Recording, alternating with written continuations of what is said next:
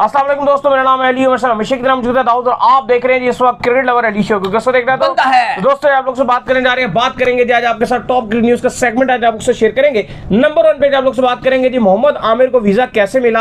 आज दोपहर को जो हमारे कुछ सोर्सेज हैं वहां से हमें अपडेट आ चुकी थी कि क्या सूरत-ए-हाल जो है आमिर के साथ क्या हुआ है, सारा सीन आप लोग से डिस्कस करेंगे, बात करेंगे जी। इसके बाद जो हमारे पास अपडेट आ रही है वो आ रही जी, कल मैच खेला जाना है पाकिस्तान और आयरलैंड के दरमियान, पहला T20 इंटरनेशनल है। आज प्रैक्टिस सेशन जो हुआ, खूब प्रैक्टिस हुई। क्या पाकिस्तान की फाइनल प्लेइंग 11 की शक्ल बन रही है, क्या तय हो रहा है वहां पर, वो भी आप लोग को बताएंगे। और अगर आप हमारे चैनल पर नहीं पहली बार आए और साथ में वेदर का भी बताएंगे कि कल आपका जो मैच है वहां पर वेदर कैसा रह सकता है, उस हवाले से भी आप लोग से डिस्कस करेंगे। तो अगर आप हमारे चैनल पर नहीं पहली बार आए, चैनल को लाजमी सब्सक्राइब करें और साथ ही बेल आइकन बजाना ना भूलिएगा। तो बात का आगाज करते हैं नंबर 1 खबर के साथ। तो दाऊद साहब, आज जो है वो दोपहर को हमें ये कंफर्म हो गया था कि मोहम्मद आमिर को जो है वो वीजा इशू कर दिया गया है और मोहम्मद आमिर जो आप कह लें कि पाकिस्तान टीम के साथ ज्वाइन करने के लिए तैयार है। पीसीबी की जो आप कह लें कि लॉजिस्टिक जो मामला देखती हैं जो टीम है, वो मुकम्मल कोशिशों में कि मोहम्मद आमिर की किसी भी तरीके से अब जितनी अर्ली पॉसिबल है फ्लाइट कराई जाए और उनको आयरलैंड यानी कि डुबलिन जो है पहुंचाया जाए और वहां पर आमिर जो है टीम को जाकर ज्वाइन कर लें। अब पहला T20 जो खेला जाना है कल, उसमें जाहिर बात है मोहम्मद आमिर शिरकत नहीं कर सकते हैं। अभी मोहम्मद आमिर ने ट्रैवल नहीं किया, अभी उन्होंने ट्रैवल करना है, सारा कुछ करना है। लेकिन पॉजिटिव बात यह है कि मोहम्मद आमिर सेकंड T20 के लिए और तीसरे T20 के लिए अवेलेबल होंगे। और अपडेट ये आ रही है कि चेयरमैन मोहसिन नकवी खुद उन्होंने इन्वॉल्वमेंट की है सारे इशू के अंदर और उनकी जो पर्सनल इन्वॉल्वमेंट है, क्योंकि वो इस वक्त आपको पता है कि बहुत स्ट्रांग है, वजीर दाखिला है, सिर्फ पीसीबी चेयरमैन नहीं है। उन्होंने एज ए वजीर दाखिला फोन किया होगा कि भाई मुझे बताएं कि क्या इशू है, क्यों इसको वीजा नहीं मिल रहा, खिलाड़ी है, सारा कुछ है। ये हमारे लिए जाहिर बात है कि इंसल्टिंग रवैया है आपके इनके क्रिकेट बोर्ड की जानिब से, इनकी एम्बेसी की जानिब से, वेल नोन पर्सनैलिटी, क्यों वीजा नहीं मिल रहा। तो जब उन्होंने जो अपनी पर्सनल इनपुट इसके अंदर शामिल की है तो बासानी फिर मोहम्मद आमिर को वीजा मिल गया। देखिए बिल्कुल ये बहुत ही अच्छी खुशखबरी है पाकिस्तानी क्रिकेट फैंस के लिए, क्योंकि एक टाइम पर पीसीबी ने बड़ी कोशिशें की, क्योंकि ये पीसीबी के हाथ में नहीं था, ये आयरलैंड क्रिकेट बोर्ड की जिम्मेदारी थी कि वो वीजा लगवाती। इवन पीसीबी में बड़े लोग इस चीज से नाखुश थे, जो आला अहदेदार हैं, मोहसिन नकवी हैं, वो भी बड़ा नाखुश थे कि ये कोई तरीकेकार नहीं है। पाकिस्तान एक बड़ी टीम है, आयरलैंड एक छोटी टीम है और उसके बावजूद एक पाकिस्तान का बड़ा खिलाड़ी है जो 2018 में गया हुआ भी था आयरलैंड, वीजा ना लगाया, ना कोई रीजन दिया जा रहा है, बस डिले पे डिले हो रहा है, जिसकी वजह से वो शायद इस सीरीज में शिरकत ना कर पाते। लेकिन बहरहाल फाइनली आज दोपहर में उनका वीजा कंफर्म्ड हो गया और पीसीबी का जो लॉजिस्टिक डिपार्टमेंट है उसने फैसला किया कि जल्द जो नेक्स्ट फ्लाइट जाएगी डबलिन की, वहां पे मोहम्मद आमिर को बिठा के रवाना कर दिया जाएगा। और उम्मीद यही की जा रही है कि कल तक मोहम्मद आमिर पाकिस्तान टीम के साथ होंगे, यानी कि कल जुमे का दिन है और कल पाकिस्तान और आयरलैंड का पहला T20 भी खेला जाना है। तो पहला T20 आप कह लो कि उससे पहले या उसके दरमियान ही मोहम्मद आमिर टीम को ज्वाइन कर लेंगे, दायरा होटल में ज्वाइन करेंगे। कल मैच तो वो नहीं खेल सकते, ना 11 के लिए दस्तयाब होंगे, क्योंकि इतनी लंबी फ्लाइट लेके कल ही वो रवाना होंगे और कल पहुंच भी जाएंगे। तो बहरहाल जो सेकंड और थर्ड T20 है उसके लिए मोहम्मद आमिर अवेलेबल रहेंगे। तो ये बड़ी अच्छी बात है, बड़ी पॉजिटिव न्यूज़ है कि फाइनली मोहम्मद आमिर ने पाकिस्तान टीम को जो है वो अब जल्द एक दिन के बाद जो है कि कल जो है वो पाकिस्तान टीम को ज्वाइन कर लेंगे। लेकिन अली साहब अब आगे बढ़िए, आज पाकिस्तान के कप्तान बाबर आजम और आयरलैंड के कप्तान पॉल स्टिरलिंग ट्रॉफी के साथ मौजूद थे। बड़ी जबरदस्त किस्म की ट्रॉफी है, जो ये सीरीज जीतेगा उसको ट्रॉफी मिलेगी।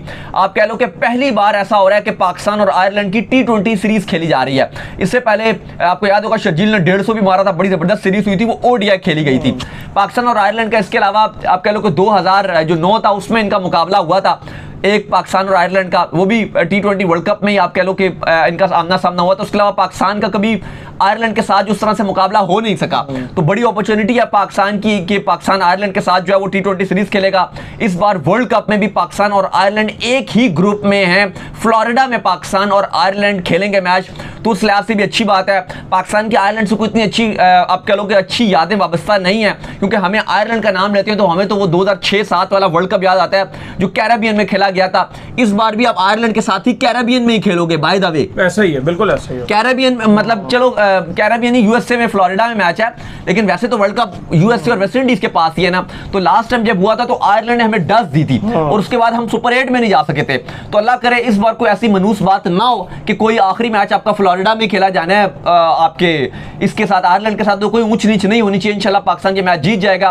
खैर अली साहब, आज पाकिस्तान की काफी खबरें भी आ रही हैं कुछ प्लेइंग 11 के हवाले से भी कि क्या तब्दीली होगी क्या नहीं होगी। आज पाकिस्तान टीम ने बाकायदा तौर पे नेट्स भी किए, प्रैक्टिस भी की।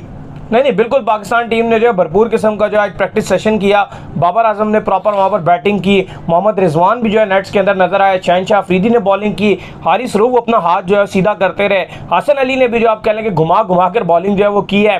काफ़ी लोग जो है वो फिर कह रहे हैं कि हसन अली जो है वो फिर कल के मैच के लिए इंक्लूजन हो सकती है उनकी प्लेइंग 11 में, कहीं से भी नहीं है, कहीं से भी नहीं थे और एकदम जो आप कह लें कि स्क्वाड के अंदर वो शामिल हुए। साइम अयूब भी अपनी जो है वो नो लुक शॉट की जो आज प्रैक्टिस जो है वो करते रहे। उनसे मेरी हाथ जोड़ के रिक्वेस्ट है, सीधी लुक वाली शॉट मार ले, नो लुक ना मारे, सिर्फ लुक देख के मारे शॉट, कोई प्रॉब्लम नहीं है इतनी यार। आप नेचुरल गेम में करें वो। अच्छा, कुछ खबरें डबलिन से ऐसे भी आ रही हैं कि जैसे हम कल भी बात कर रहे थे कि मोहम्मद रिजवान हो गए या आजम खान हो गए या हारिस रऊफ हो गए, अब ये मुकम्मल फिट नहीं है तो ये कंसीडर नहीं किए जाएंगे। लेकिन आज जो अपडेट आ रही थी और जिस तरह से डबलिन से जो अपडेट किया जा रहा था उससे तो ये ऐसा फील आ रहा है कि सारे खिलाड़ी सिलेक्शन के लिए अवेलेबल हैं, मासिवाय मोहम्मद आमिर के जो है ही नहीं वहाँ पर मौजूद ही नहीं, वो पाकिस्तान में मौजूद हैं, कल वो पहुँचेंगे जैसे हमने बात की, तो बाकी सारे अवेलेबल हैं। लेकिन आज भी जो प्रैक्टिस डबलिन में हो रही थी उसमें हमने देखा कि शहनशाह अफरीदी नया बॉल कर रहे थे, उनके साथ जो दूसरा बंदा नया बॉल कर रहा था वो इमाद वसीम हमें नया बॉल करते हुए नजर आए। फिर हमने देखा कि उसके बाद नसीम शाह बॉल करते हुए नजर आए। बैटिंग में हमने देखा इवन बड़ी, मैं देख रहा था खबरें चल रही थी जी कि शायद फ़खर जमान को ड्रॉप कर दिया जाएगा। ये बड़ी हैरानकुन बात है कि भाई वो इस आयरलैंड की कंडीशन में वो बड़ा यूजफुल हो सकता है फ़खर जमान। और इवन अगर आप देखो तो जो उसको मैचेस दिए गए बहुत इंपैक्ट नहीं डाला, लेकिन जितने बल्लेबाज खेल रहे थे उनमें सबसे बेहतरीन वही था, अंधों में काना राजा वही था जो न्यूजीलैंड की सीरीज थी, सबसे बेहतरीन वही था। आज फ़खर जमान ने भी बड़ी भरपूर नेट्स किए, बड़ी ज़बरदस्त बैटिंग की। इन्होंने बताया जैसे साइम अयूब ने बड़े ज़बरदस्त शॉट्स मारे, बाबर आजम ने प्रैक्टिस की, रिजवान कुछ खास प्रैक्टिस करते हुए तो नजर नहीं आए मुझे, तो मौजूद थे और प्लेइंग 11 में भी शामिल करें। नहीं, वो तो कह रहे हैं, वही मैं आपको बता रहा हूँ कि लेकिन जैसे मैंने फ़खर जमान की प्रैक्टिस देखी, जैसे साइम अयूब की देखी, जैसे बाबर की देखी, उस लिहाज से उतना नजर नहीं आया। रिजवान आधे भी फिट हो तो उनकी पूरी कोशिश है कि वर्ल्ड कप सर पे खड़ा हुआ है, खेल जाए किसी तरह। नहीं, अब वही बात है ना, मैं वही बात कर रहा हूँ कि अब जो आपकी बात है कि अब वो हल्के भी फिट है तो आप कहते हो जी जबरदस्ती वो खेल लें, लेकिन होना ये चाहिए कि अब रिजवान चूंकि मुकम्मल फिट नहीं है, हारिस रऊफ की भी आपके सामने फिटनेस है, आजम की भी आपके सामने फिटनेस है, इरफान खान, नियाज़ीन सब में इवन बेहतर तरफ जा रहे हैं। बेहतर यह है कि आप इनको अभी मत खिलाओ, आप इंग्लैंड की सीरीज में इनको मौका दो, उसमें आप इनके साथ जाओ, लेकिन अभी आप इनके साथ नहीं जा सकते क्योंकि अगर ये हाफ फिट है और अगर जबरदस्ती आप ये खेलते हैं जिसमें जरूरत नहीं है इनकी तो ये नुकसान देगा। लेकिन बहरहाल जो पाकिस्तान के ओपनर हैं वो तो नजर यही आ रहा है कि साइम अयूब और बाबर ही फर्स्ट चॉइस हैं और यही आपके ओपनर होंगे। अलबत्ता नंबर 3 की जो स्लॉट है, अब ये कहा जा रहा है जी कि हो सकता है जी रिजवान फिट होकर आ जाएं।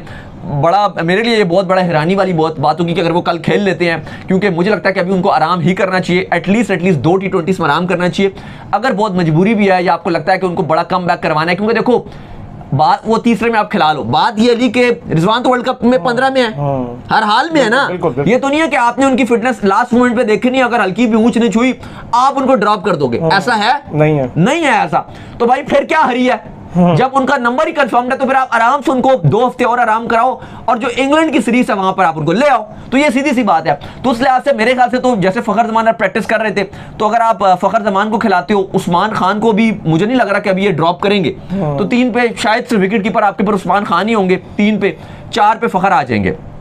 अब अगर ये जुबा हो जाता है कि रिजवान को कहीं ना कहीं जबरदस्ती एडजस्ट करते हैं कि भाई तू आप फिट भी है, आयरलैंड के अगेंस्ट हमें तेरी बहुत सख्त जरूरत है, वो फिर बहुत ही एक यूनिक किस्म की चीज है, फिर अब आप जाहिर अब किसको बिठाओगे, किसको बिठाओगे? नहीं, जाहिर बात है फ़खर जमान में आप फ़खर जमान को तो नहीं बिठा सकते। फ़खर जमान को फिलहाल आप साइड लाइन करना चाह रहे हैं, जो ऑन द सीरियस नोट नजर आ रहा है। बेस पे? मुझे ये नजर आ रहा है कि फ़खर जमान को आपने ये इशू रखा हुआ कि भजन फ़खर जमान का जो स्ट्राइक रेट है वो ठीक नहीं है, ऑलरेडी नहीं, सुन ले मेरी बात, सुन ले, ऑलरेडी आप आगा सलमान को इसीलिए स्क्वाड के अंदर लाए हैं और मुझे ये 100% श्योरिटी है कल के मैच के अंदर मुझे ऐसा फील होता है कि फ़खर जमान साइडलाइन हो जाएंगे और आगा सलमान उनकी जगह पे खेल लेंगे, क्योंकि अभी तक मैंने भी जितने अपने सोर्सेज लड़ाए और जो कुछ खबरें प्लेइंग 11 तक मेरे तक आ रही हैं तो कहा जा रहा है जो पहला नाम इनके जहन में ड्रॉप करने का आ रहा है वो फ़खर ही आ रहा है। नहीं, बात ये है कि आप फ़खर को, चलो आप कह दो कि फ़खर को ड्रॉप करो, किस बेस पे?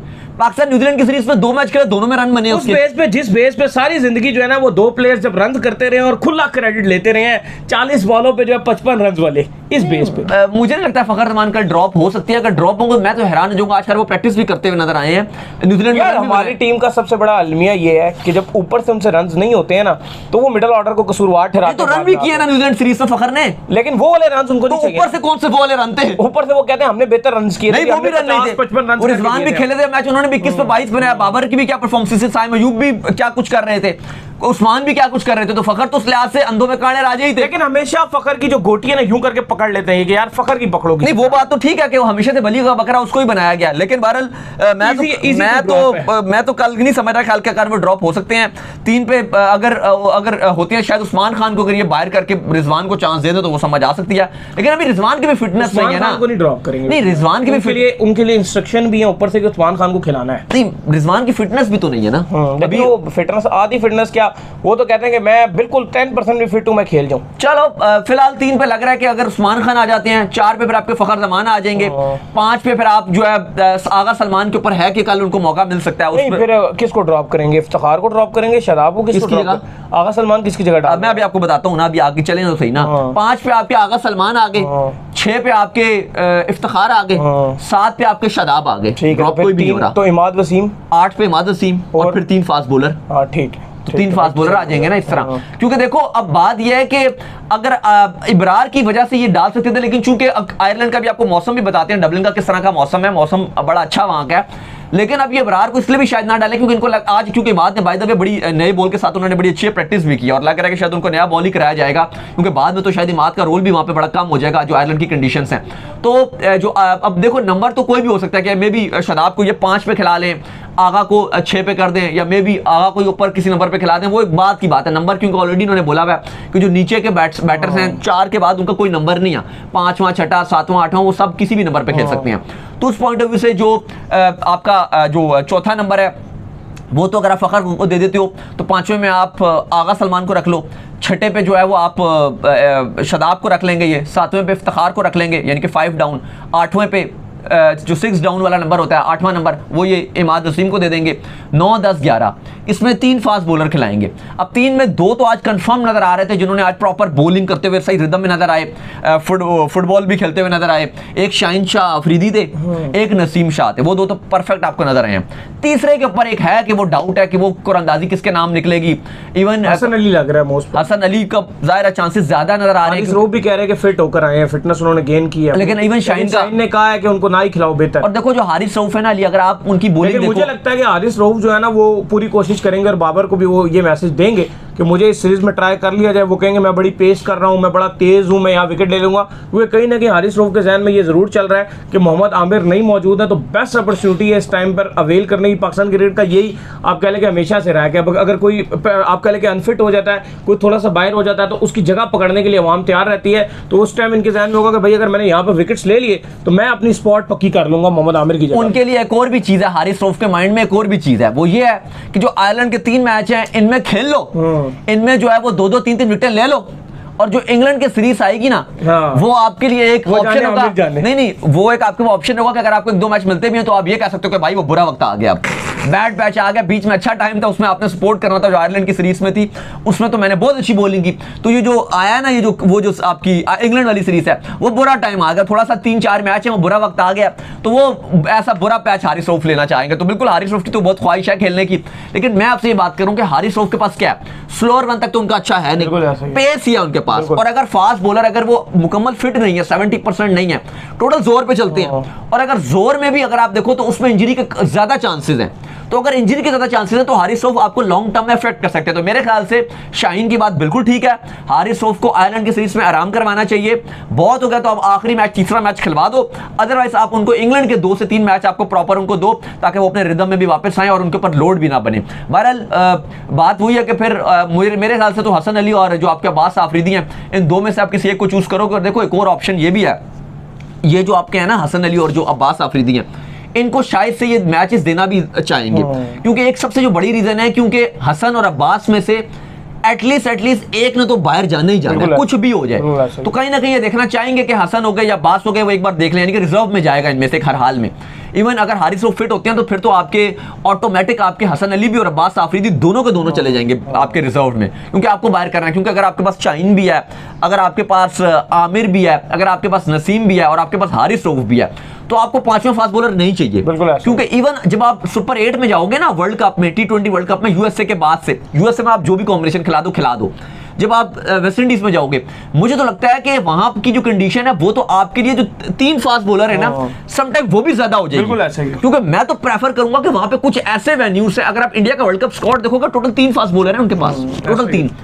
अब क्योंकि वहां पे ऐसी कंडीशन है कैरेबियन की जहां पे आपको इब्रार को भी खिलाना चाहिए एक फास्ट। मैं इवन ये चाहूंगा कि जो कुछ ऐसे ओपोनेंट्स हैं, आपका जो सुपर 8 का जो ग्रुप बनेगा, अगर आप देखो ना जो सुपर 8 में आप जाओगे वहां पे आपने किससे खेलना है, प्रोबेबली अगर सब कुछ ठीक रहता है, अभी तो नहीं पता, लेकिन प्रोबेबली अगर सब कुछ ठीक रहता है तो आप इंग्लैंड के साथ खेलोगे, आप साउथ अफ्रीका के साथ खेलोगे, आप वेस्ट इंडीज के साथ खेलोगे। बिल्कुल ऐसा ही। आप इन तीनों टीमों को अपने स्पिन अटैक से ज्यादा फंसा सकते हो एज कंपैरिजन फास्ट बॉलिंग। ऐसा ही है। तो अगर आपके पास मिस्ट्री स्पिनर इब्रार अहमद रहता है, आपके पास इमाद वसीम है, आपके पास शदाब है, तो आप इन तीनों को भी खिला सकते हो।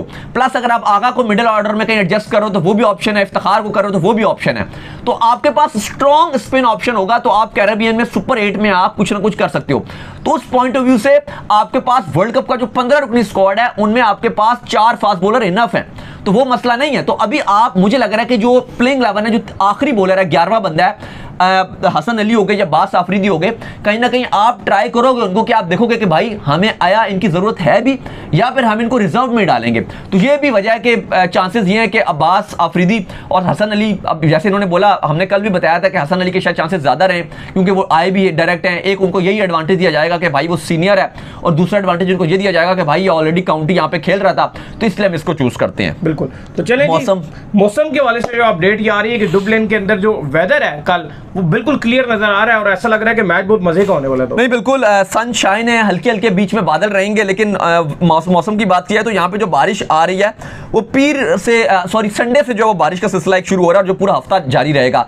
जो आयरलैंड का जो लोकल महकमा मौसमियात है उसके मुताबिक जो बारिश का सिलसिला शुरू हो रहा है वो इतवार से, संडे से शुरू हो रहा है। तो अभी मौसम बिल्कुल क्लियर है, कल का मौसम बिल्कुल जबरदस्त और खूबसूरत किस्म का जो मौसम है, कोई ऐसी खबर नहीं है कि जी कोई बारिश हो या कुछ हो, क्योंकि कहा जाता है कि आयरलैंड का मौसम हो गया, इंग्लैंड का मौसम हो गया, बड़ा बेईमान है, एकदम से जो बारिश हो जाती है, एकदम से धूप निकल आती है, बड़ा इस तरह का मौसम है। लेकिन कल का जो है वो हल्की हल्की धूप भी निकलेगी और कंडीशन बड़ी अच्छी रहेंगी। स्पेशली जो पिच की भी जो आज रिपोर्ट्स आ रही थी वो ये आ रही है कि बैटिंग फ्रेंडली कंडीशन रहेंगी, 180+ रन जो भी पहले टीम बैटिंग करेगी उसको बनाना चाहिए।